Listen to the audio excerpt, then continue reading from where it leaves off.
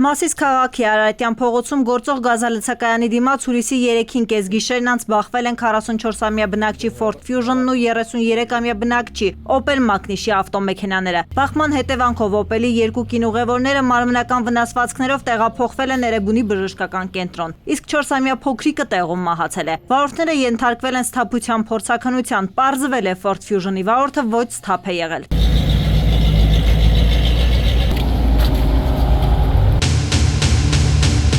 Հայաստանը 100,000 բնակչի հաշվով ըստ Համաշխարհային բանկի ուսումնասիրությունների ճանապարհատրանսպորտային պատահարներից մահացության երկրորդ ամենաբարձր ցուցանիշն ունի։ Ինչ խոսք վթարների հիմնական պատճառները արագության գերազանցումն է, ոչ բավարար տեսանելիությունն ու սխալ կահավորված ճանապարհային նշանները, բայց այստեղ էական դերակատարություն ունի նաև այսպես կոչված թաքնված խախտումները։ Դա թե վարորդի թե ուղևորի ամրագոտին մերժելն է չկապելը։ Առաջ այնքան է խստացվել, որ անգամ ուղևորներին առանց ամրակապել փոխադեպմար վարորդին տուգանում էին։ Իսկ հենց նման բան է լինում, զոհերը էապես իջնում էին, որովհետև նույն վթարի դեպքում կարա ինչպես վարորդը, այնպես էլ բոլոր ուղևորները մահանան, եթե իրանք ամրակապված չեն, եւ հակառակը։ Պիտի այդ կուլտուրան ձևավորվի, որ դա ամոթ չի։ Ինում է դեպքեր մարդիկ նստում են տաքսի, ուզում են անվտանգության գոտին գցեն, այս տաքսիստը ասում է ամոթ է մի քիչ։ Անվտանգության գոտիները շատ մեծ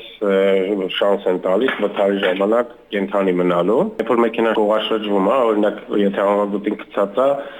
մարդը անհնար է մեքենայից դուրս թռնի։ Փորձագետներն ասում են ծնողներին հաճախ թվում է, թե երեխան իրենց գրկում ավելի ապահով է, բայց բախման ժամանակ գրկողի ձեռքերը փոքրիկին չեն փրկի։ Արսեն Ղազարյանն ասում է օրենքի ուժով, թե առանց դրա պետք է կարևորել հատուկ երեխաների համար նախատեսված նստատեղերի, քարսիտների դերը, քանի որ հենց դրանք են երաշխավորում երեխայի անվտանգությունը։ Երեխաների դեպքում, պահանջում է թե մինչև 12 տարեկան երեխան լինի հատուկ կրող հարգանքներով, այսինքն քարսիտերով, երեխան ծնողի գրկում ավելի վտանգավոր դրության մեջ է գտնվում,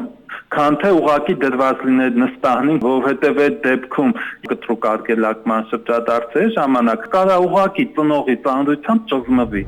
Բազմաթիվ տենց գիտական հոլովակներ կան, որտեղ ասում է, որ առաջ երթին ծնողը սեղմում է ձեռքերը ու դրանով ջարդում է երեխայի փողը, ու դրանով ավելի վնասելով երեխային, էլի, այսինքն կարա երեխան փողը ջարդի, ինչ-որ մի հատ օրգանի մեջ մտնի։ Քանի դեռ իրավապահները պատշաճ չեն վերահսկում մինչև 12 տարեկան երեխաներին քարսիտով տեղափոխելու օրենքի պահանջը, ծնողները կշարունակեն դրանց գնումն ավելորդ ծախս համարել։ Մինչդեռ փորձագետները զգուշացնում են, ամենաչնչին խախտումը կարող է ողբերգություն դառնալ։ Տաթևիկ Աբրահամյան, ժամը լրատվական։